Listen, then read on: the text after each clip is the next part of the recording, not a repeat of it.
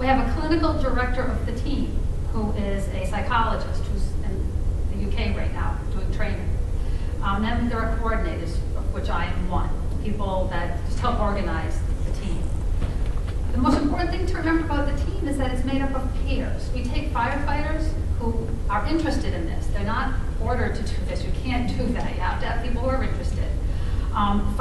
Police and rescue workers. They are trained from the International Critical Incident Stress Foundation to do this kind of work. We reiterate over and over again that they're not mental health counselors, and they're not doing psychotherapy. They're doing peer counseling. It works because they know the culture. Because firefighters will listen to firefighters, cops will listen to cops. They get it. They understand what it's like to be on that job. We do have some chaplains who are chaplains from emergency services only, because again, they have to know the culture. And then we have clinicians like myself. What's interesting is our clinicians have to in some way be related to the fire service, police, or rescue service. Our director, Ann Balboni, is a long-time EMT and taught EMT classes, understands that fire service.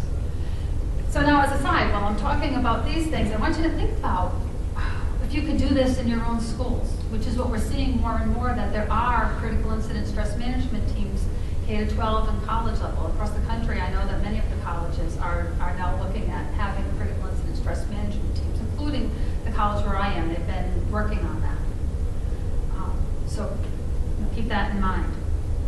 Clinicians have to be on the team because there are times that we have interventions that where we have to have a mental health counselor lead the intervention. But mostly, we let the peers talk because if I go into your school, it's going to be a different culture, and I don't know what it's like there. But firefighters get it. Rhode Island, we're lucky. We have the geography on our side. We can have a team for the entire state. You don't have that luxury in Connecticut. It would be too difficult. But we also train, as part of our teamwork, we train nurses from Kent Hospital in South County, Rhode Island. They have their own critical incident stress management team. The state police has a whole team of state police officers who have been trained through our team to offer critical incident stress management. So I guess now I need to explain a little bit more about what we do and how it's guided.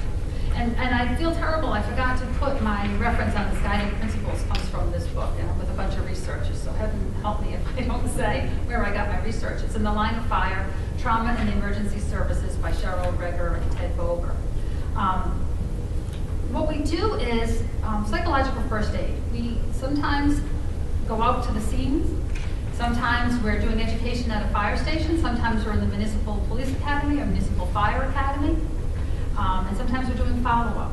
We do pre-planning. We work with the, matter of fact, just a couple weeks ago, I was at the state airport at TF Green. We work with them. So we have this whole range of services that we offer. We, first and foremost, is do no harm.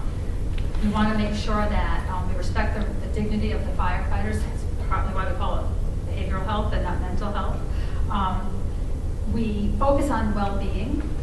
So when you think about teachers going into a school and offering counseling to other teachers, it's not a deficit model. We're looking at helping people feel healthy and whole. We collaborate with other organizations. We make sure that we know the culture. This is all based on research, which you people can appreciate, on lots of evidence-based research. Time continuum is what we use for our services.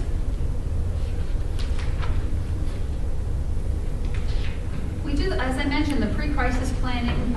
We do a lot of education before they get into the difficult incidents. We do strategic planning and lots of disaster readiness so that we're ready. So when you speak to doing these kinds of drills, that speaks to what we're involved in as well.